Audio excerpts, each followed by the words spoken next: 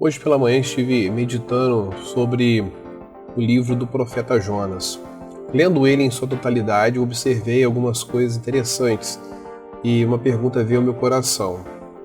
Como que a nossa mente e o nosso coração ele reage quando Deus manda pregar o evangelho para quem nós temos como inimigo ou quem mais odiamos?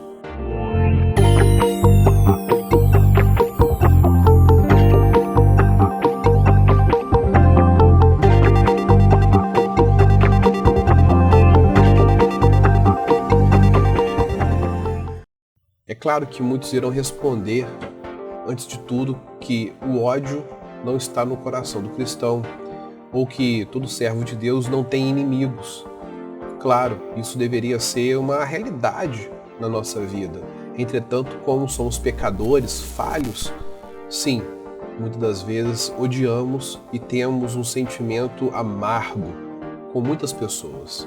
Pessoas que talvez em toda a nossa vida passada, na nossa juventude, na nossa infância, talvez antes de casarmos, constituirmos família, fiz mal, nos feriu e causou ali cicatrizes profundas. Mesmo depois de conhecer a Cristo, sermos regenerados por Ele, por meio do seu Santo Espírito, fica sempre aquela sequela, aquela dor, aquela marca lá no fundo, em que queremos às vezes sempre esquecer, ignorar, fingir que não existe, fingir que aquilo ali nunca aconteceu, mas que na verdade nunca foi tratado, nunca foi curado. Quando nós vemos ali a história de Jonas, temos dois cenários. O primeiro cenário é a vontade de Deus de levar aquele povo ao arrependimento e agraciá-lo com sua misericórdia, não dizimando, não matando aquele povo. O segundo cenário é a própria vida de Jonas, onde ele odiava aquele povo por ser assírios, que tinham tomado ali o norte de Israel, sabendo que era um povo bárbaro, claro, na sua forma de conquistar, ou seja, eram homens violentos, vis, maldosos. E aquilo ali traumatizou o profeta, onde que, no fundo, ele desejava a morte deles e não a sua salvação. Nós vemos o oposto, nós vemos Deus agraciar este povo com ali o seu perdão, levar o povo ao arrependimento e poupá-lo. E por outro lado nós vemos a frustração de Jonas por Deus ter feito isso. Ou seja, ele tinha mágoa, tinha ódio, tinha rancor. Quantas vezes nós agimos da mesma forma de Jonas? Quantas vezes Deus nos impele a falar do seu evangelho, da sua graça, da sua misericórdia, para pessoas que nós, no fundo, odiamos, ou temos uma aversão, consideramos às vezes até como nossos inimigos e não queremos contato com ela, achando que não ter contato com ela é o melhor a ser feito como um servo de Deus. E o livro de Jonas ensina totalmente o contrário. Nos ensina que, além de nós termos que perdoar 100% os nossos inimigos, muitas das vezes nós temos que olhar aqueles que eram os nossos inimigos como futuros irmãos em Cristo Jesus. E quantas vezes nós estamos falhando nisso? Quantas vezes nós estamos escolhendo as pessoas para poder falar do Evangelho? Escolhendo aquela que oferece menos risco, escolhendo aquela que talvez não será uma pessoa que vai combater a nossa fé, que não vai ali discutir, não vai contrapor. Escolher pessoas que às vezes são dóceis e aquelas vezes que são mais difíceis nós desprezamos.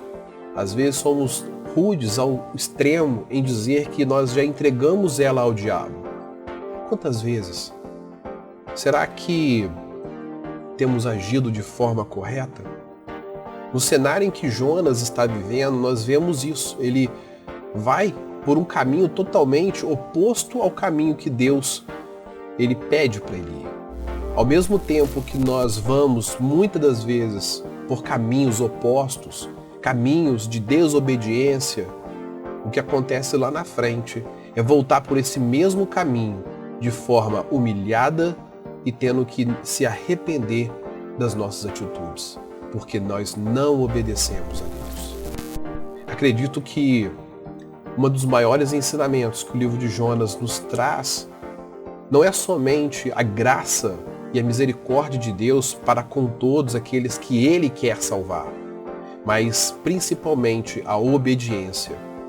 Às vezes não adianta termos um cargo em nossa igreja, não adianta às vezes sermos pastor, missionário, evangelista, presbítero, diácono, ou simplesmente um membro que está ali, faz parte da igreja, se nós não somos obedientes a Deus.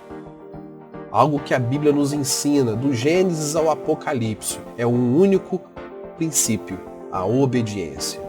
Tudo está ligado a esse princípio único que é a obediência e que o nosso Senhor Jesus cumpriu de forma exemplar, perfeita, não derrapou. Ele amou aqueles que o crucificaram, aqueles que o mataram, amou também aqueles necessitados que não tinham como oferecer risco à sua vida. Ele amou todas essas pessoas, ele mostrou a compaixão. Ele nos ensinou isso, apresentou a graça, a vontade de Deus de salvar, falou que Ele era o caminho e que hoje Ele ainda continua sendo este caminho salvador e misericordioso. Mas muitas das vezes nós apresentamos um Cristo que não é piedoso, um Cristo que não é justo, um Cristo que não quer salvar aquele que é mau. Muitas vezes apresentamos esse Cristo. Às vezes para as pessoas que são mais difíceis, pessoas que às vezes temos uma dificuldade devido a esse sentimento pernicioso que é a mágoa, apresentamos um Cristo de juízo e esquecemos da graça e da misericórdia. Precisamos, antes de falar do juízo, falar do amor. Precisamos, antes de apresentar o inferno, apresentar a misericórdia. E se por acaso nada disso a pessoa compreender, precisamos sim apresentar o juízo final à vida dela. Porque foi com amor, foi com graça e foi com misericórdia que Ele nos resgatou e resgatou a você. Então que essa reflexão ela fique gravada no seu coração. Que esse exemplo daquilo que Deus ele fez para com Jonas, nós não possamos repetir como ele. Que nós não possamos tomar as mesmas atitudes que Jonas tomou. Mesmo sendo um profeta, um homem levantado por Deus para apregoar a palavra do Senhor ao povo de Israel ou para quem quer que Deus o mandasse, não podemos nos comportar como ele. Precisamos nos comportar como Cristo, tendo a graça, a misericórdia e o zelo pelas almas, que não são nossas, são dele. E tudo é feito para ele e precisamos glorificá-lo sempre. Que Deus venha te abençoar. Nos vemos no próximo vídeo. Até lá.